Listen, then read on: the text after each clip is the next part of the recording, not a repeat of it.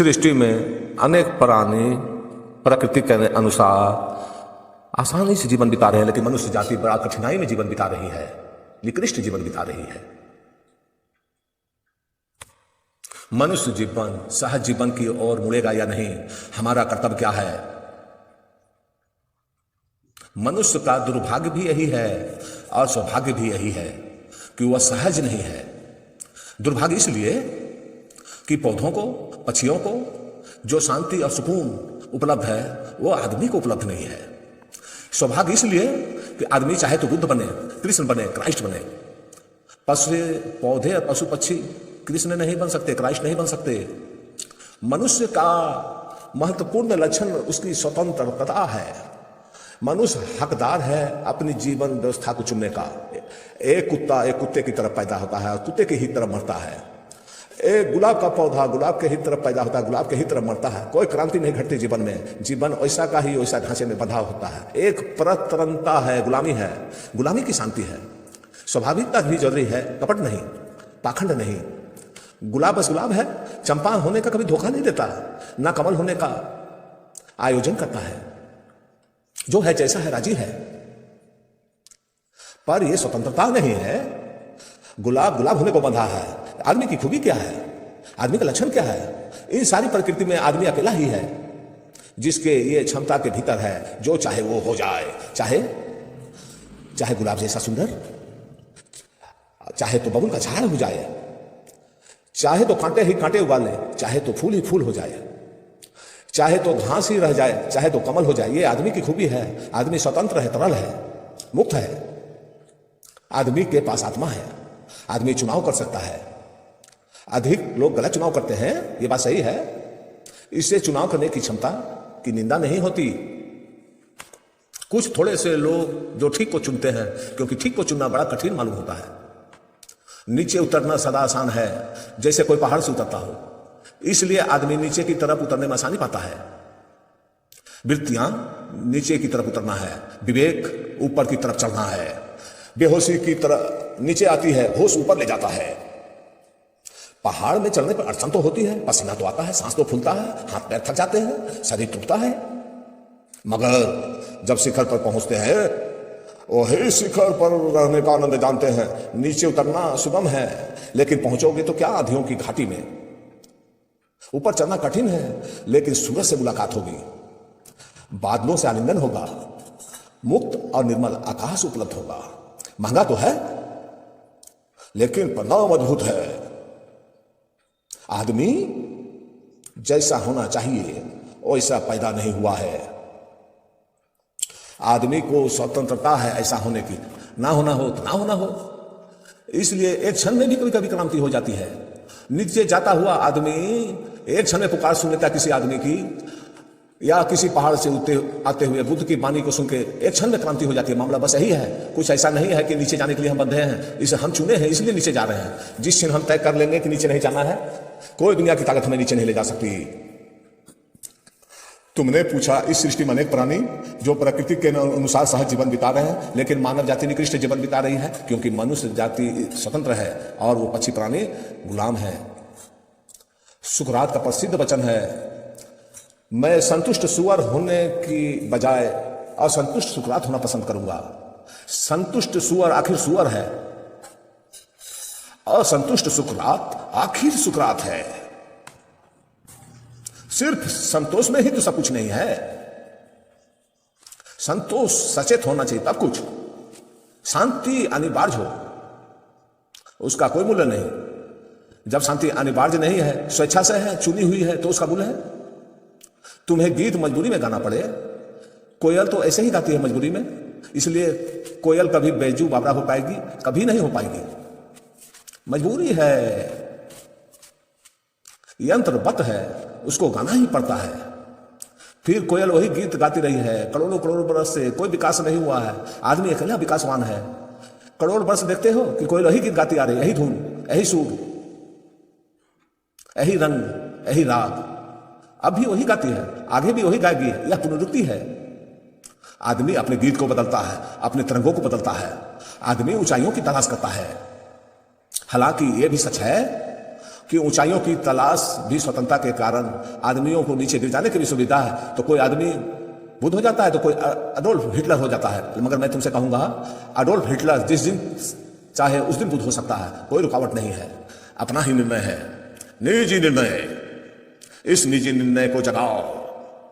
सहज तो होना है, लेकिन सहज होना है सचेत होकर, अनिवार्य रूप नहीं। स्वतंत्रता का फल होना चाहिए। सहज, बुद्ध भी सहज है, लेकिन यह सहजता और है। यह वही सहजता नहीं है जो गुलाब की फूल की। यह मजबूरी नहीं, यह बंधन नहीं। गुलाब का फूल तो बंधा है, जंजीरों में बंधा है। जरा गौर से देखना, कितना ही सुंदर हो, लेकिन हाथ में जंजीरें हैं और कुछ गुलाब नहीं हो सकता। सब तरफ से वो सीमित है, बांध दिया गया है।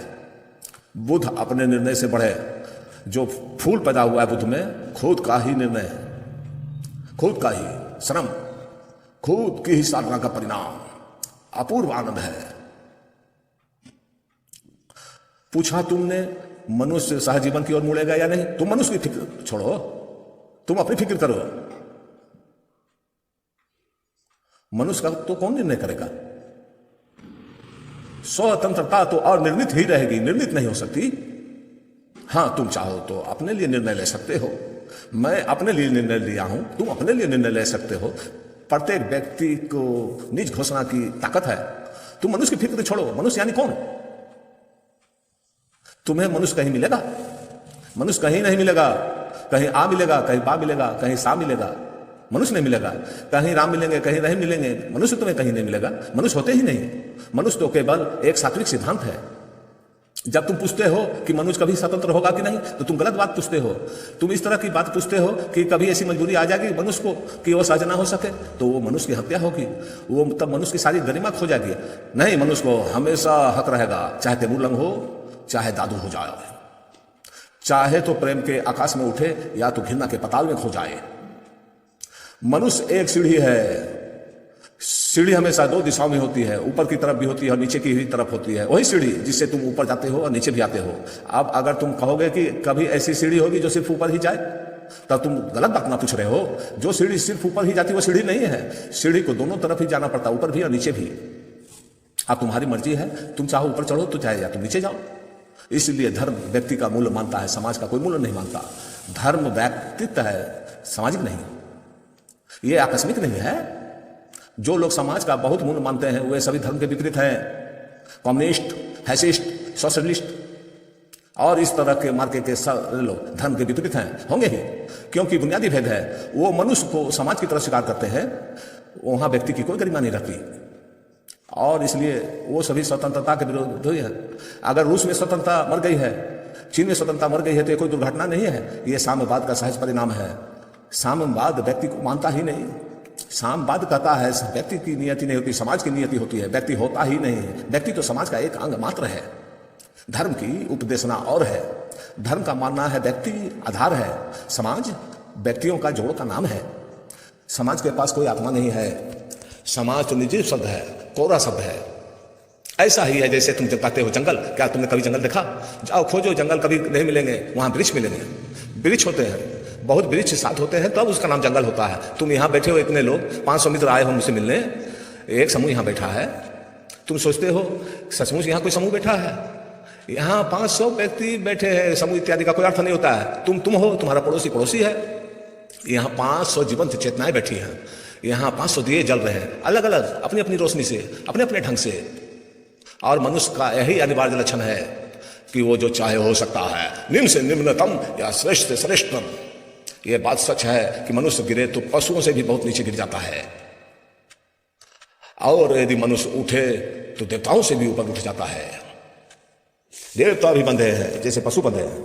इसलिए भारत के मनीषियों ने एक अपूर्व बात कही है, अगर देवताओं को भी मोक्ष चाहिए तो उसे मनुष्य होना पड़ेगा। मनुष्य तो रहा है। पशुओं को मुक्त होना है तो उसे मनुष्य बनना पड़ेगा। देवताओं को भी यदि मुक्त होना हो तो उन्हें मनुष्य बनना पड़ेगा। क्यों? देवता तो बहुत ऊपर गए हुए हैं, लेकिन देवता तो ऊपर गए हैं, लेकिन वो सुख करने के मजबूर हैं। वहां स्वतंत्रता नहीं है उनको, वहां सुख अनिवार्य है, वहां रोशनी जबरदस्ती है, उनका चुनाव नहीं है। उन्हें चौराहे पर लौटना ही पड़ेगा जहां से सब रास्ते खुलते हैं। आदमी चौराहा है जहां से सब रास्ते खुलते हैं। इसलिए आदमी अगर नीचे गिरे तो कोई पशु उसका मुकाबला नहीं कर सकता। जंगली से जंगली जानवर भी आदमी का मुकाबला नहीं कर सकता। कोई भी जंगली जानवर भरे पेट हो तो किसी को मारता नहीं, भूखा हो तो मारता है। आदमी बड़ा अजीब है, जब भरे पेट होता है तब शिकार को निकलता है। कोई पशु अपनी ही जाति के प्राणियों को नहीं मारता, कोई सिंह को नहीं मारता, कोई कुत्ता किसी कुत्ते को नहीं मारता। अकेला आदमी ही है जो आदमी को मारता है और खूब मारता है और बड़े आयोजन से मारता है, बड़े झंडे इत्यादि उठा के और बड़े दर्शन शास्त्र खड़े करके मारता है। वो इस ढंग से मारता है कि लगे कि जैसे कोई बड़ा काम कर रहा है, हो रहा है कि वो मारा जा रहा है। तो वो कभी धर्म का आड़ लेगा, तो कभी राजनीति की आड़ लेगा, तो कभी देश की आड़, तो कभी स्वतंत्रता की आड़, तो कभी लोकतंत्र, तो कभी समाजवाद, ना मालूम कैसे कैसे शब्द, ऊंचे ऊंचे शब्द। और आखिर पीछे गौर से देखो तो आदमी को मारने में लगा है। शांति की बात करता है, युद्ध की तैयारी करता है, कहता है शांति होगी कैसे, यदि युद्ध का यश ना हो तो शांति नहीं आ सकती है। आदमी का पूरा इतिहास युद्धों का इतिहास है। पशु पक्षी तो कभी मार लेते हैं, कभी जब जब उन्हें भूख लगती है। आदमी का मारना जघन्य है, अपराधपूर्ण है, पाप है। आदमी पशुओं से नीचे गिरता है, लेकिन देवताओं से भी ऊपर उठ जाता है। ये कथाएं व्यर्थ ही नहीं है कि जब बुद्ध को ज्ञान उपलब्ध हुआ तो देवता नीचे उतरे और फूल बरसाए। ऐसा वस्तुतः हुआ है या नहीं ये तो नहीं बता सकता, लेकिन ये प्रतीक कथाएं हैं। तो इसलिए कहा गया है कि किसी भी मनुष्य को बुद्धत्व प्राप्त होता है तो देवताओं को पुष्प बरसाने के लिए आना पड़ता है। बुद्ध जब उपलब्ध हुए तो देवताओं ने उनके चरणों में आके स्पर्श किया, उनकी चरणों की धूल चढ़ाई। बुद्धत्व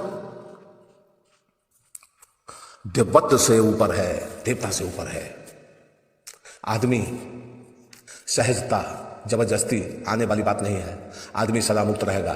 इसलिए तुम मत पूछो कि आदमी कभी सह जीवन की ओर मुड़ेगा या नहीं। एक एक व्यक्ति अपना अपना निर्णय ले सकता है। इन सभी बातों से आपको जो और आगे जानकारी लेना है तो आप हमारे चैनल को जरूर सब्सक्राइब कर लें ताकि समय पर आपको इसका नोटिफिकेशन मिलता रहे। धन्यवाद। जय हरि।